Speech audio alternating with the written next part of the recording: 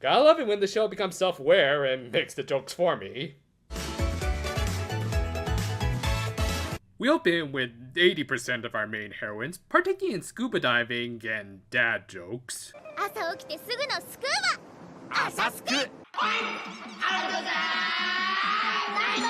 But yeah, obviously there was one land mermaid who couldn't swim without her fins. This would become somewhat important later. Following this, we got the OP and a quick skim through, and yep, still no Sixth Ranger in this thing. I'd say we should make a drinking game out of all the openings that lack Lemaire, but I also don't think we should encourage alcohol poisoning.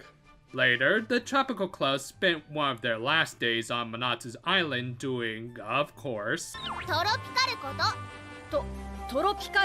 one of these days, they really need to make a dictionary for all of these Precure terms. One of the main events they were planning on taking in was a festival that I guess was their equivalent of Tanabata, where they would drop rocks with their wishes into the ocean. I hope permanent markering doesn't affect sea critters. Meanwhile, the witch's lair, keeping with at least some continuity, Chongye and Numeri were enjoying their time off, as confirmed by some postcards delivered by this male eel, which just makes me wonder if they get Amazon down here.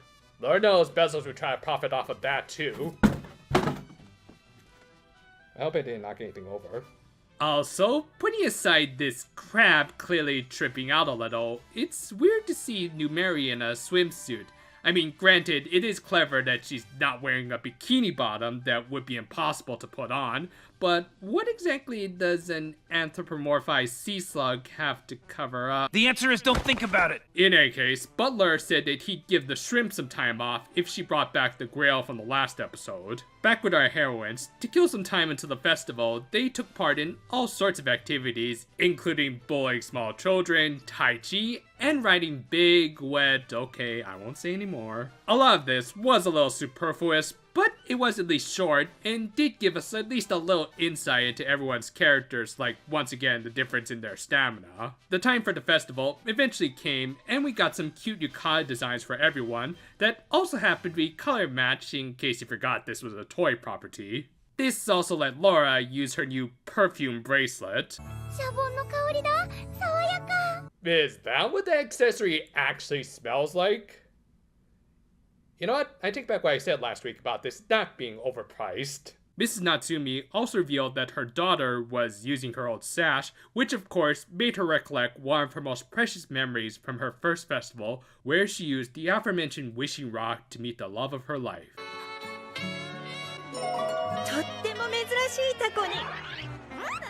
Damn, Squidward's surprisingly a player. Also, yeah, I could make another joke here, but let's try to keep it PG.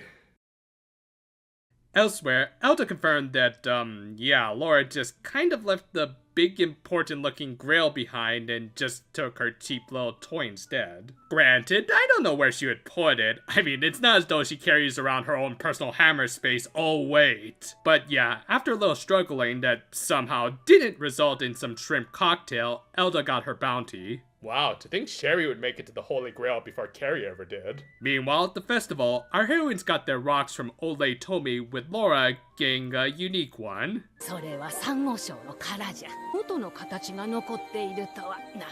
It didn't go to the cure actually named Coral, but rather Laura, because they got a solid toy.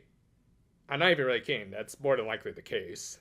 Putting aside our Resident Purple's lack of development, we did at least get an explanation to the wishing rocks that weren't actually wishing rocks. Yeah, as it turned out, they were supposed to write the wishes that they were planning to grant for themselves. Almost. There are a few provisos, a couple of quid pro quo. I mean, yeah, okay, cheap cop-outs aside.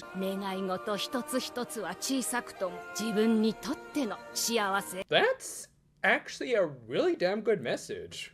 As Manatsu even pointed out, the ink on the wishes would eventually wash out, but even then, the writers should at least try to achieve them, if at all possible. After all, if they found the resolve to enact them, then why not live up to them sooner rather than later? This all kind of matched up with the show's themes about remaining as proactive as possible to what's important in your life right now. People can't just lay around and expect things to fall into their lap, or Finn in Laura's case, whom, speaking of which, did find the resolve to improve herself in at least one area that we'd learn about in hilarious fashion. And that would start with Elda finding her rock and of course making a Yaneda out of it. And thanks to its unique shape, she was able to immediately recognize it and realize what was on its back.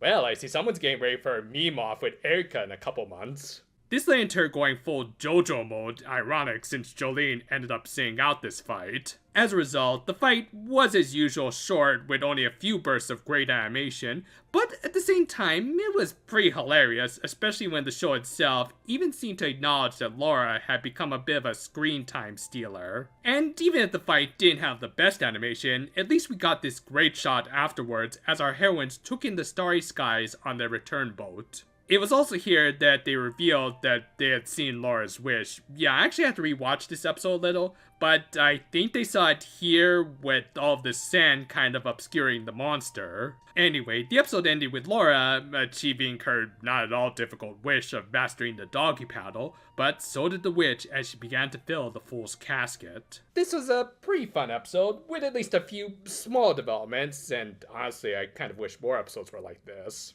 Obviously, it didn't have as much important lore building as last week when the head writer took the helm, and instead we more focused in on the lore of Manatsu's Island, but it wasn't bad stuff, and it did have a decent message behind it. If anything, this is probably the best episode this particular writer has given us so far, if only because this one at least made me laugh.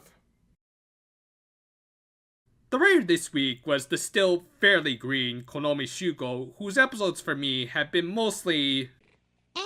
I mean, they're not bad episodes per se, but at the same time, they didn't exactly leave much of an impression either, as most of them suffered from having a little too much padding. This one also kinda suffered from that, but not too much, and this did at least advance the developments from the last episode. Granted, it did feel more than a little forced, as again, I don't know why Laura left the Grail behind other than just for this ominous foreshadowing, but at least it is advancing something in the show's main plot. Those complaints aside, this episode did at least have much better humor and slice-of-life moments than her previous outings. The idea of actually working to achieve your own wishes is a good, timeless message that does match well with this show's overarching themes of proactiveness. And of course, the fact that the biggest threat in this episode was Laura cringing over her wish being exposed was just hilarious. As a result, it did somewhat justify Laura's contributions being the only ones that really mattered to this fight, which I almost think was a meta joke from the writers, which if it was, I'll give props for getting a good laugh out of my cynical heart. And in general, it's always nice to see the mermaid's development, with her wanting to legitimately improve herself for her friends, even if she didn't always want to admit it.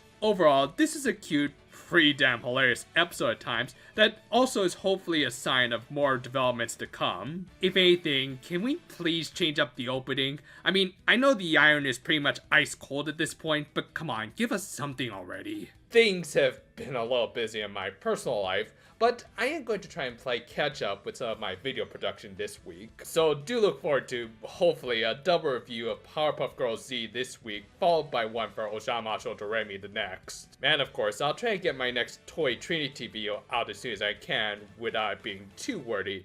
Yeah, unfortunately, I'm the type who can't help but add in a lot of useless trivia into my script sometimes. Still look forward to it. And until then though, for now my friends, and... No, looks like my Raya's here. What, did you honestly think I forgot about this reference?